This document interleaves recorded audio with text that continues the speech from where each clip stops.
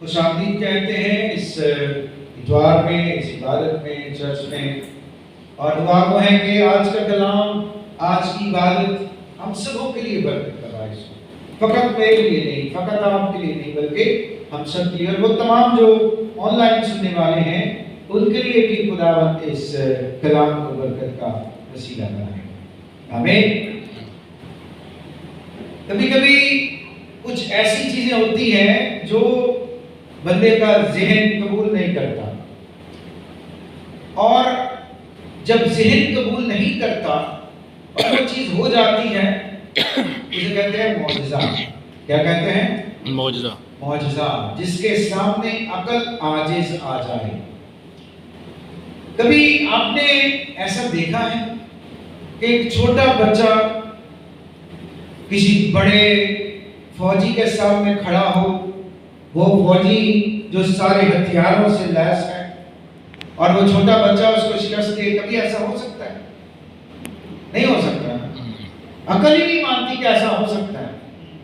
لیکن بائبل ہمیں بتاتی ہے کہ ایک موقع ایسا تھا، ایک واقعہ ایسا تھا جب پوری فوج میں سے سب سے بڑا سپاہی ایک طرف اور دوسری طرف ایک چھوٹا سا لڑکا، اور اس لڑکے کے وسیلے سے اس لڑکے کی قوم اور اس لڑکے کی فوج نے فتح پائی۔ اس چھوٹے لڑکے نے ایک بڑے فوجی کو، جو بڑا قداور تھا، جو بڑا مضبوط تھا، پورے ہتھیار اس کے پاس تھے، اس نے زیر کر دیا، اس کو شکست دی، اس کو مار دیا۔ اور جب ہم یہ سب کہتے ہیں تو جو بائبل پڑھنے والے ہیں، جو بائبل کے قاری ہیں، بائبل کے طالب علم ہیں، وہ سمجھ جاتے ہیں کہ بات کس کی ہو رہی ہے۔ کس کی بات ہو رہی ہے؟ داؤد کی۔ داؤد اور جاتی جلیل کی۔ کس کی؟ داؤد اور جاتی جلیل کی۔ اور سمویل کی کتاب کا 17واں باب جب بھی ہمارے کان میں آواز آتی ہے تو فوراً ہم سمجھ جاتے ہیں کہ داؤد اور جلیل کی لڑائی کی بات ہونے والی ہے، داؤد اور جلیل کی جنگ کی بات ہونے والی ہے۔ مسیح میں میرے عزیزو، یہ واقعہ ایمانداروں کے ایمان کو بڑھانے کے لیے بہت کارگر ہے، اور یہ لڑائی جو داؤد اور جلیل کے بیچ میں ہوئی، ایمانداروں کو انکریج کرتی ہے کہ ہم اگرچہ کمزور بھی ہوں، ہم اگرچہ چھوٹے بھی ہوں، لیکن ہمیں اپنے دشمن پر غالب آنا ہے، اپنے سامنے کھڑے ہوئے خطرے پر غالب آنا ہے، اور اس پر غالب آنے کے لیے ہمارے پاس کچھ چیزوں کا ہونا بڑا ضروری ہے۔ اور آج دوپہر میں ہم تھوڑی دیر کے لیے کلام مقدس کی روشنی میں یہ دیکھنے اور جاننے اور سیکھنے کی کوشش کریں گے کہ آخر داؤد کے پاس کیا کیا ہتھیار تھے جو بظاہر نظر نہیں آ رہے تھے، لیکن وہ اس کے پاس موجود تھے، اور ان کی موجودگی سے اس نے یہ بڑی جنگ جیتی۔ لکھا ہے سمویل کی پہلی کتاب، اس کا 17واں باب 40ویں آیت، اور اس نے اپنی لاٹھی اپنے ہاتھ میں لی اور اس نالے سے 5 چکنے چکنے پتھر اپنے واسطے چن کر ان کو چرواہے کے تھیلے میں جو اس کے پاس تھا، یعنی جھولے میں ڈال لیا، اور اس کا فلاخن اس کے ہاتھ میں تھا۔ پھر وہ اس فلسطی کے نزدیک چلا۔ کس کے نزدیک چلا جی؟ فلسطی، یعنی جلیل جو جات کا رہنے والا تھا۔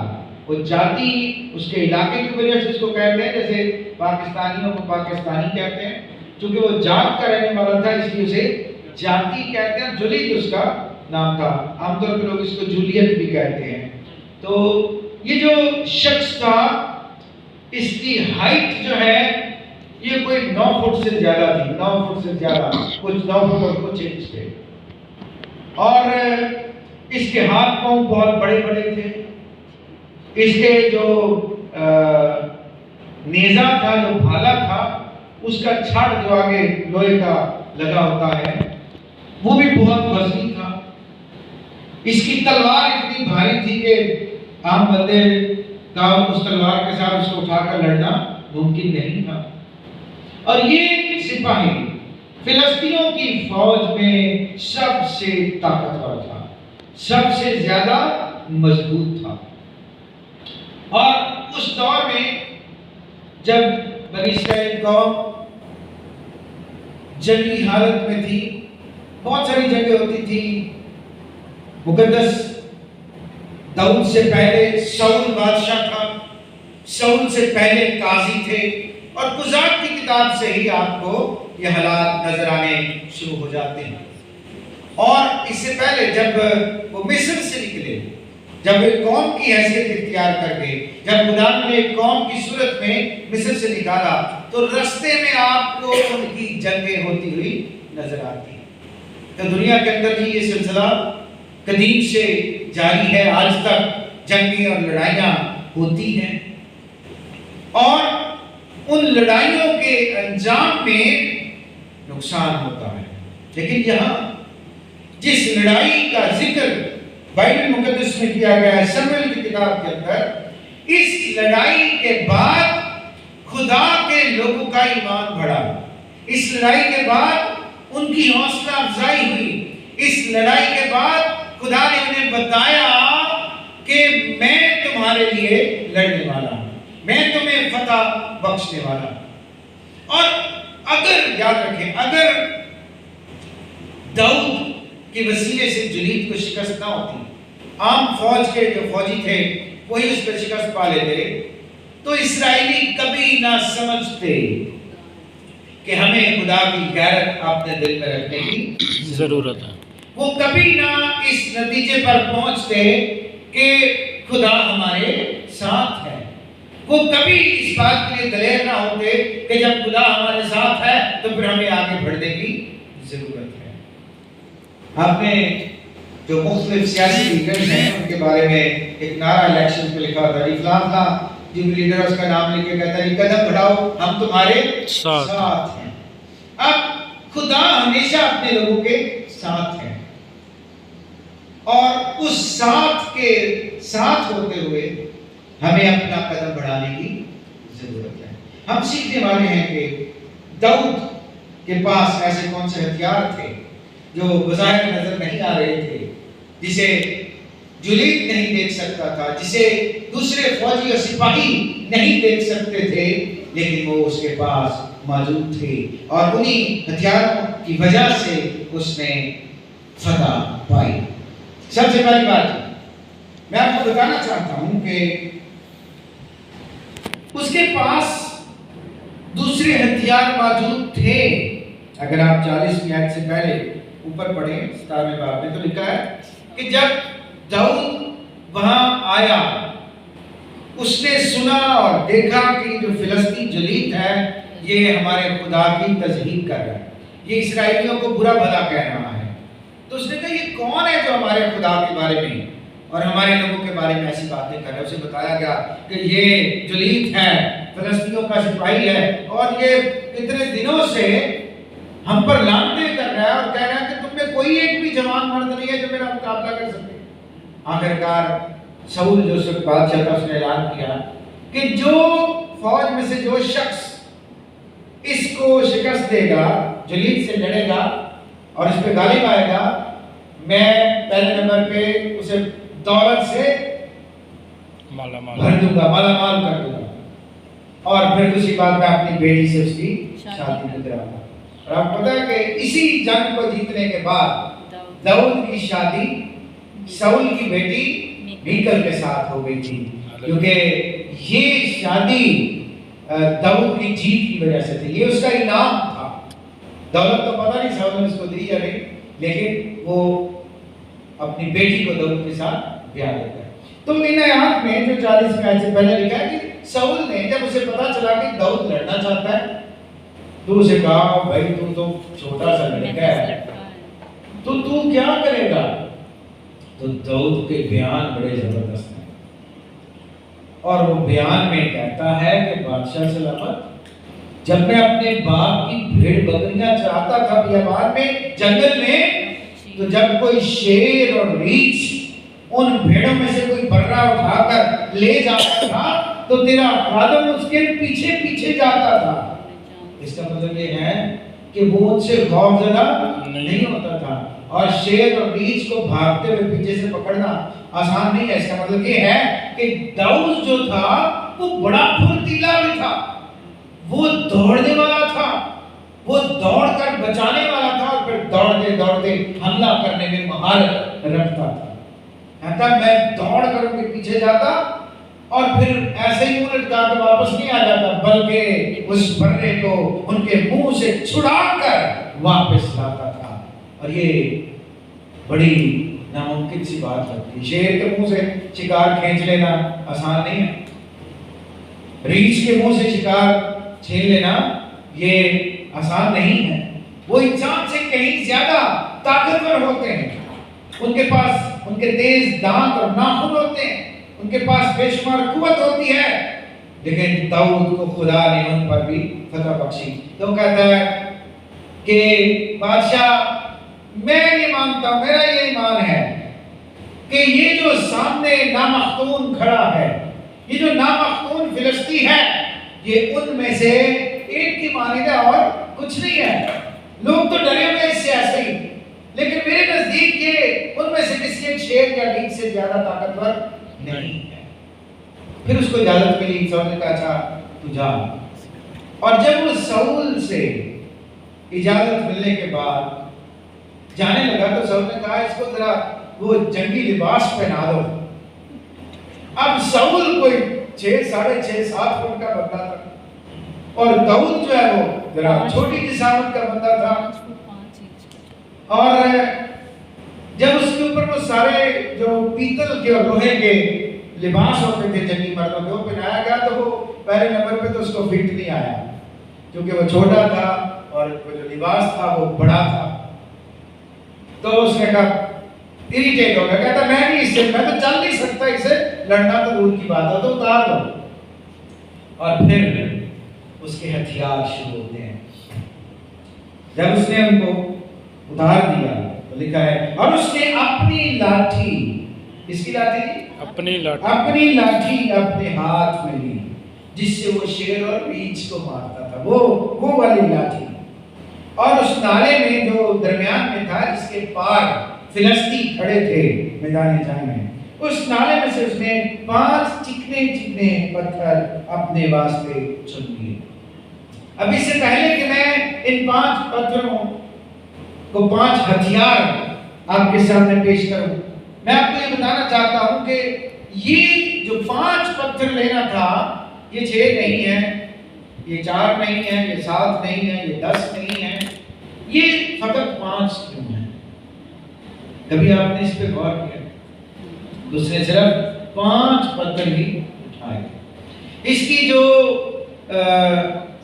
ٹیکنیکلی وجہ ہے وہ یہ ہے، اگر آپ سموئیل کی دوسری کتاب پڑھیں تو اس کے اندر لکھا ہے کہ یہ جو فلسطی تھا جلیل، اس کے 4 بھائی اور تھے، اور وہ بھی اس کی طرح دیو کامت تھے، اسی طرح کے بڑے قداور اور مضبوط بھائی تھے۔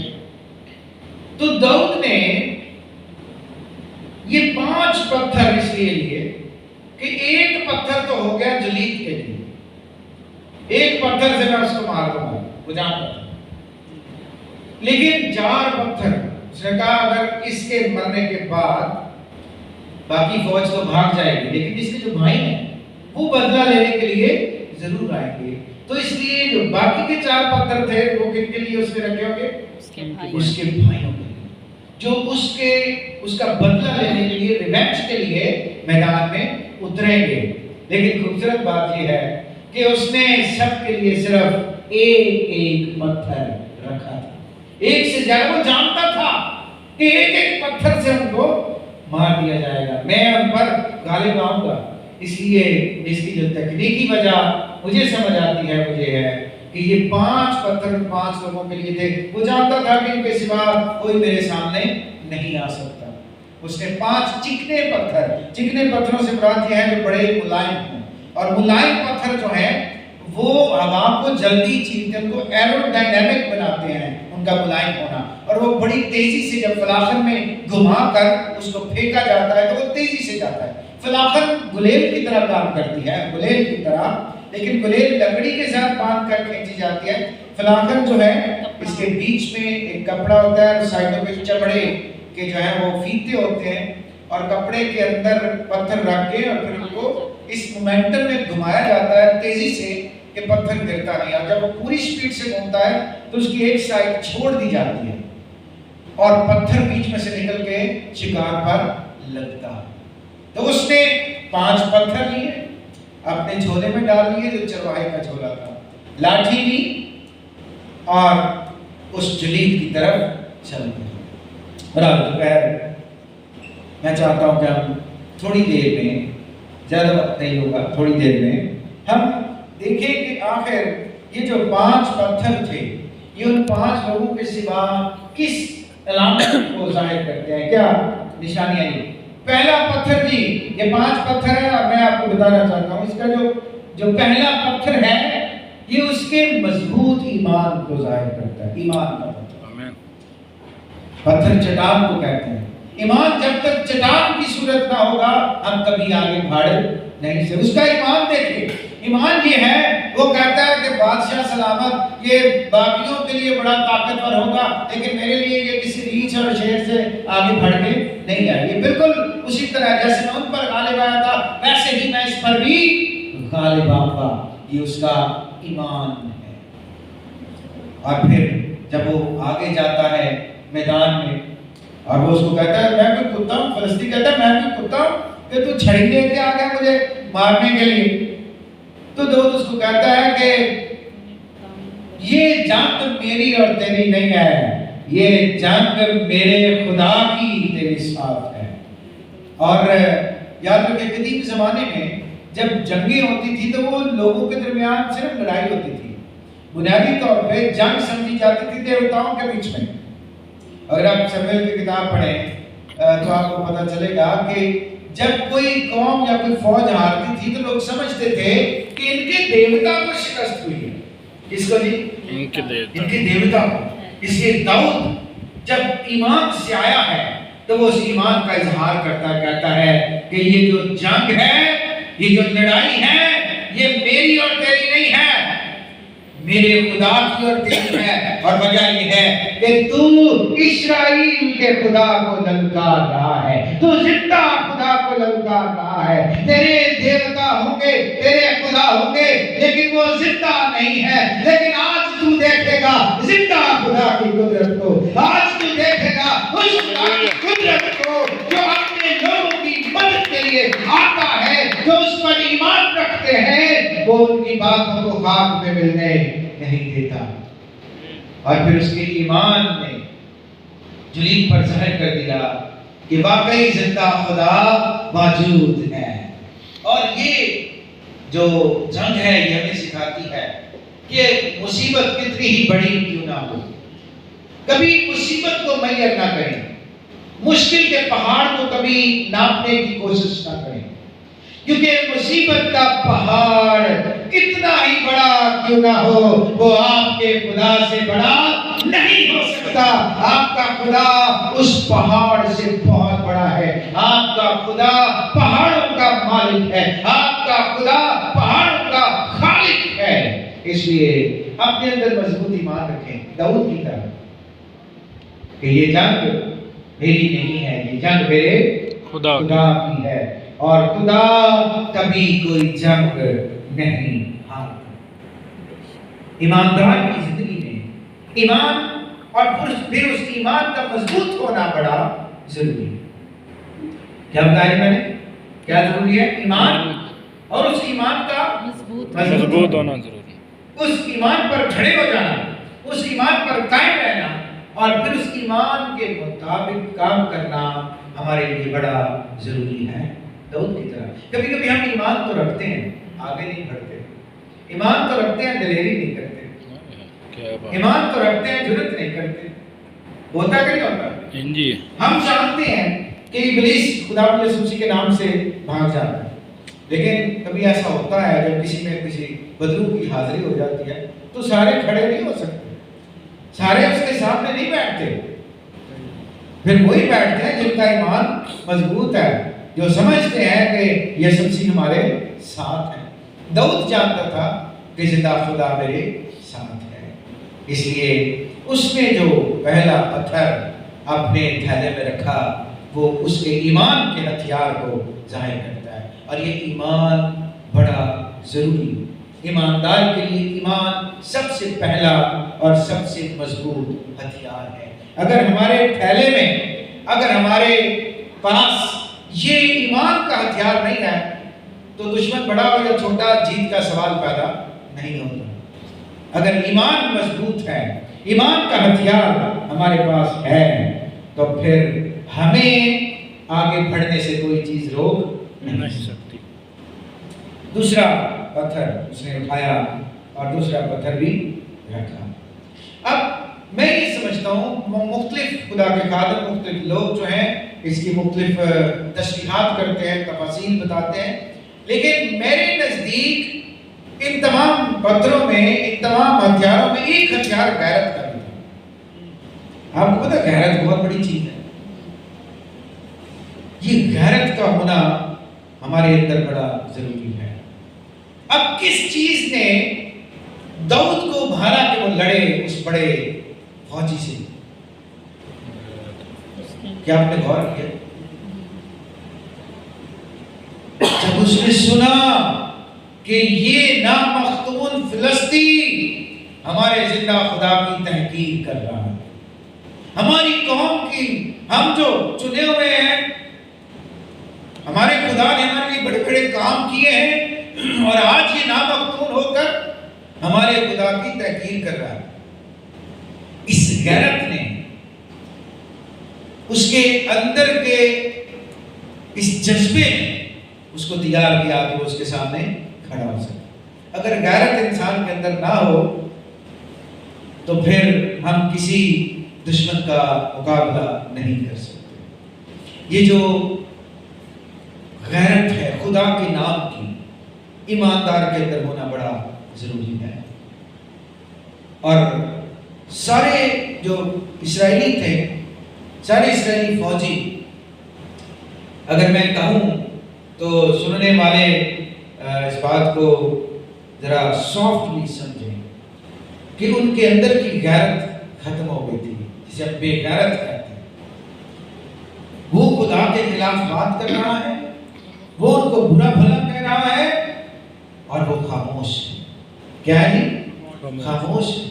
وہ خدا کو جانتے ہیں، خدا کے معجزات کو دیکھ چکے ہیں، خدا کی قدرت کو دیکھ چکے ہیں، لیکن ان کی غیرت نہیں جاگ رہی اندر سے، ان کی غیرت سو گئی ہے۔ اور جب ہمارے اندر کی غیرت جو خدا کے نام اور اس کے کلام کے لیے ہے سو جاتی ہے، تو پھر کوئی جو کچھ مرضی ہماری قوم کے ساتھ کرتا رہے، جو کچھ مرضی خدا کے کلام کے ساتھ کرتا رہے، کہتا رہے، ہم برداشت کرتے ہیں۔ ہم سنتے کہتے نہیں ہمارا خدا محبت کا خدا ہے۔ ٹھیک ہے، یہ ہمارا خدا محبت کا خدا ہے، لیکن ہمارا خدا غیور خدا بھی ہے، ہمارا خدا غیرت رکھنے والا خدا بھی ہے، اور جب کبھی اس کی ذات اور اس کے کلام کی بات ہوتی ہے وہ خاموش نہیں رہتا۔ ہمارے ہاں اکثر پل پٹ پر کلام کو مروڑ تروڑ کر پیش کیا جاتا ہے، کلام کو بے مقصد، جو بالکل اس کے مفہوم سے بہت دور بات ہوتی ہے، اس کے ساتھ ملا کر پیش کر دیا جاتا ہے، اور جماعت نیچے بیٹھ کر بڑی زور زور سے تالیاں بجا رہے ہوتے ہیں، ہاللیلویا، آمین۔ ابھی کچھ دن پہلے میں ایک سن رہا تھا شخص کو جو اس بات پر بھی آمین کہہ رہا تھا، کہلوا رہا تھا لوگوں سے کہ ہاں آمین کہنا بنتا ہی نہیں۔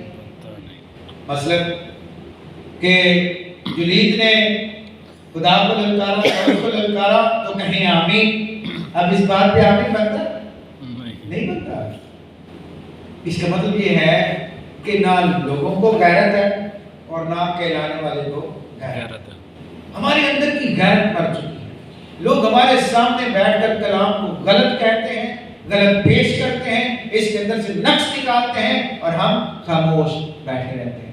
ہمیں داؤد کی طرح اپنے اندر غیرت کا ہتھیار رکھنے کی ضرورت۔ اگر آپ کے سامنے کوئی غلط کلام کو پیش کرتا ہے اور خدا نے آپ کو یہ توڑا دیا ہے کہ آپ صحیح سمجھتے ہیں، تو ضرور اس کو بتائیں، ضرور اسے سکھائیں، کیونکہ خدا آپ سے یہی چاہتا ہے۔ اور اگر آپ اسے سکھائیں گے، ممکن ہے اس کی زندگی بدل جائے، اور اس کے ایک بدلنے کے وسیلے سے بہت سے لوگ غلط تعلیم سے بچ سکیں۔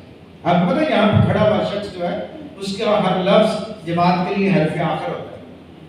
اگر پلپٹ سے غلط تعلیم دی جائے گی، غلط تشریحات کی جائیں گی، تو سامنے بیٹھے ہوئے 100 200 500 1000 5000 لوگ، اور آج کل تو سوشل میڈیا کا زمانہ ہے، آن لائن پوری دنیا میں سے لوگ سن رہے ہوتے ہیں۔ اس کا مطلب یہ ہے کہ ایک شخص کی غلطی سے بہت سارے لوگ غلط ہو جائیں گے، ان کی تعلیم غلط ہو جائے گی۔ ہمیں خدا اور خدا کے کلام کے لیے غیرت اپنے اندر رکھنے کی ضرورت ہے، اور جب غیرت ہوگی خدا کامیاب کرے گا، خدا ہمیں گرنے نہیں دے گا، خدا ہمیں سنبھالے گا، اور خدا ہمیں اپنے جلال کے لیے استعمال کرے گا، بالکل اسی طرح سے جس طرح سے خدا نے داؤد کو استعمال کیا۔ پھر جی تیسرے نمبر پہ کریج ہونا بڑا ضروری ہے۔ اس نے تیسرا پتھر جب اٹھایا، اس نے اپنے اندر انکریجمنٹ پیدا کی، اپنے اندر حوصلہ پیدا کیا۔ کبھی کبھی ہمارے پاس طاقت ہوتی ہے، حوصلہ نہیں ہوتا ہے نا۔ ہمارے سامنے ایکسیڈنٹ ہو جاتا ہے، خدا نہ خواستہ کسی شخص کا خون بہہ رہا ہے، ہم آگے ہو کے اس کو اٹھا سکتے ہیں، لیکن ہمارے اندر اس خون کو دیکھنے کا حوصلہ نہیں ہوتا، ایکسیڈنٹ کو دیکھنے کا حوصلہ نہیں ہوتا۔ یہ ہمارے اندر کے کمزور ہونے کی بات ہے۔ ہم مینٹلی طور پہ یا دلی طور پہ کمزور ہوتے ہیں، ہم ایسے واقعات کو دیکھ نہیں سکتے۔ ہم اس کی مدد کرنے کی بجائے اپنی مدد کرتے ہیں۔ تو صاحب گال سنی ہو، یہ بڑی مشہور ہے، کوئی بندہ سی تے وہ سڑک پہ جا رہا سی تے ایکسیڈنٹ ہو گیا رات تے وہ ایکسیڈنٹ ہو گیا، وہ بندے نے کول میں کہتے لوڑی جائے، تو کسی نے آکھا یار جاؤ ایسے کرو دودھ چ نا ہلدی گھول کے لیاؤ فٹافٹ۔ تو کسی کا گھر نیڑے سی، وہ دودھ جلدی گھول کے لے آیا، جب گلاس بھر کے وہ آپ ہی پی گیا فٹافٹ۔ انہیں کہا یار لوڑ تو میں تے پی تو کیا ہے؟ آتا میرے کو اتنا واقعہ ویکھیا نہیں جانا۔ تو کبھی ایسا ہوتا ہے ہمارے اندر حوصلے کی کمی ہوتی ہے، کبھی کبھی ہمارے پاس وسائل ہوتے ہیں، ان وسائل کو خرچ کرنے کا حوصلہ ہمارے پاس نہیں ہوتا ہے کہ نہیں؟ بالکل حوصلہ ہونا بڑا، کریج ہونا بڑا۔ کیا دوسرے سپاہیوں کے پاس، فوجیوں کے پاس ہتھیار نہیں تھے؟ کیا وہ داؤد سے بڑے اور طاقتور نہیں تھے؟ کیا ان کے پاس جنگی سامان نہیں تھا؟ کیا ان کو بادشاہ کی طرف سے بہت بڑی فیور کا اعلان نہیں کیا گیا تھا؟ کیا گیا تھا؟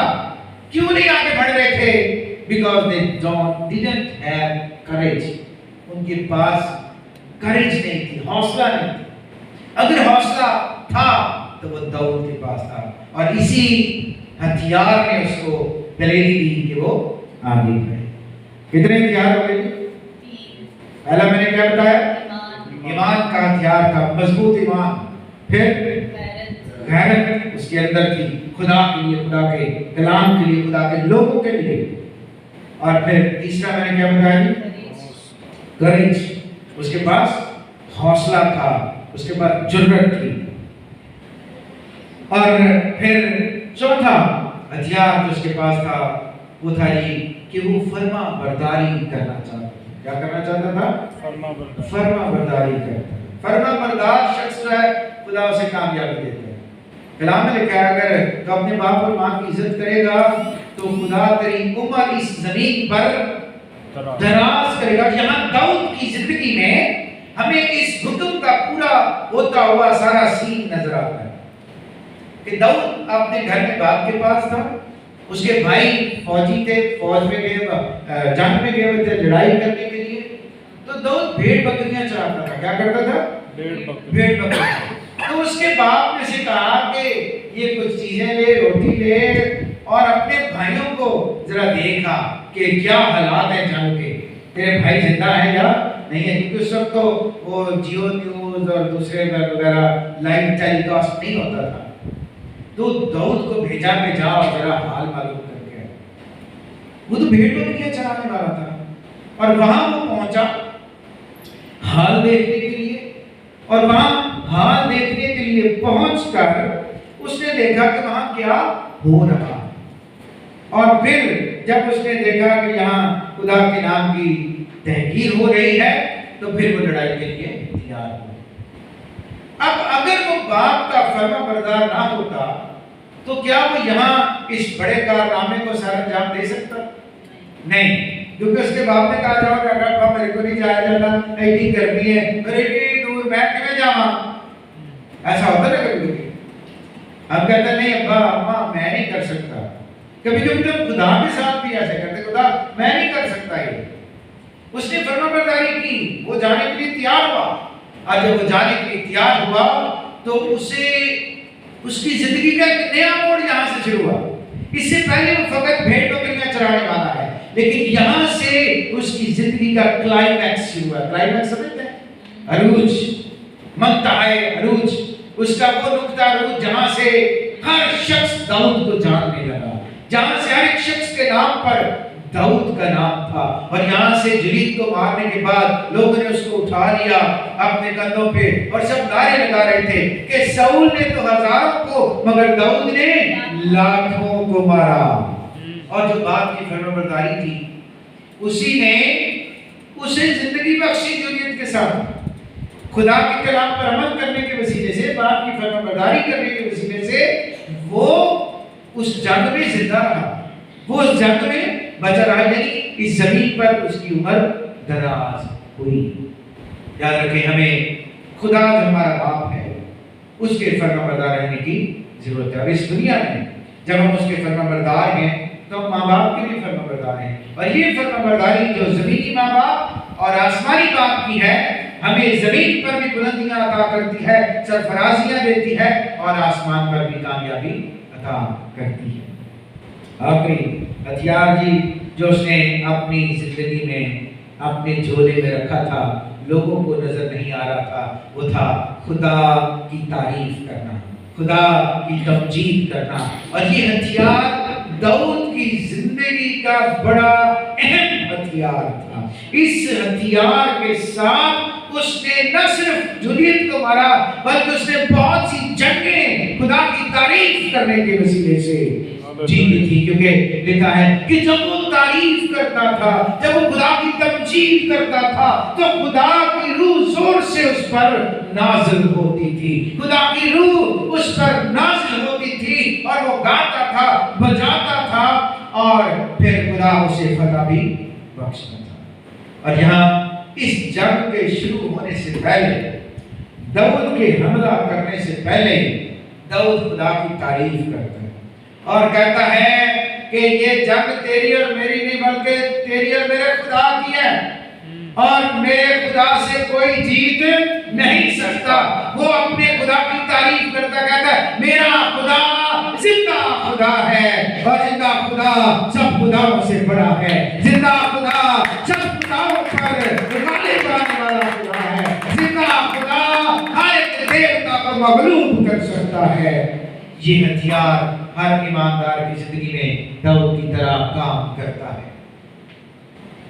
میں نے ایک شخص کو دیکھا جو ہر فکرے پہ کہتا تھا خدا تیرا شکر ہے، جی شکر ہے خدا مہربانی صاحب۔ تو کبھی کبھی لوگ اس کے اس فکرے سے ہنستے تھے، یار میں جنازے کے لیے آگے جاتا شکر ہے، لیکن حقیقت یہی ہے، بائبل کہتی ہے ہر ایک بات میں خدا کی شکر گزاری کیا۔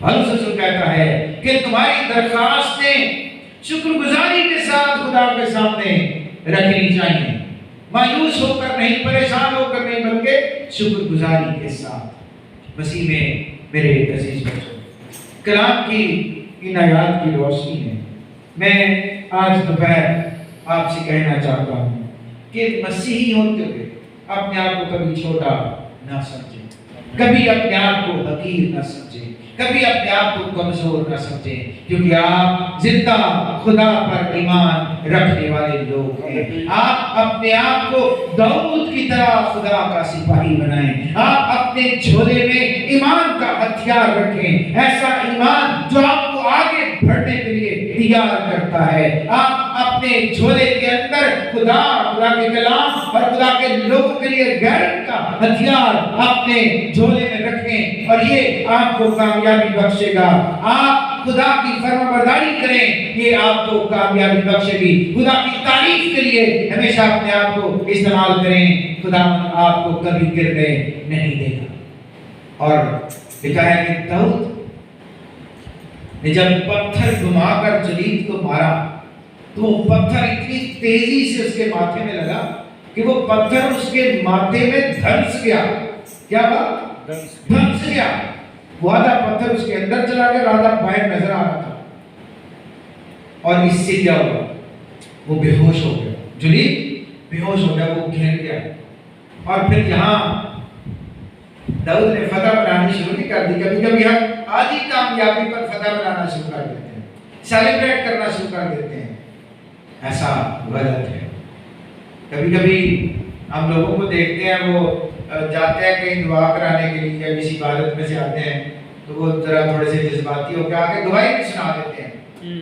پتہ چلتا ہے کہ اگلے مہینے ان کی آنکھ کا آپریشن ہے، اسی آنکھ کے لیے انہوں نے گواہی سنائی تھی آ کے کہ میں فلاں جگہ گیا تھا، میری آنکھ ٹھیک ہو گئی ہے، اگلے مہینے وہ آپریشن کرانے کے لیے جا رہے ہیں۔ اس کا مطلب یہ ہے کہ جب تک خدا ہمیں یقین نہ دلائے، ہمیں یقین نہ ہو جائے ہم فتح پا چکے ہیں، ہمیں فتح بنانی نہیں چاہیے۔ اب داؤد نے کیا کیا؟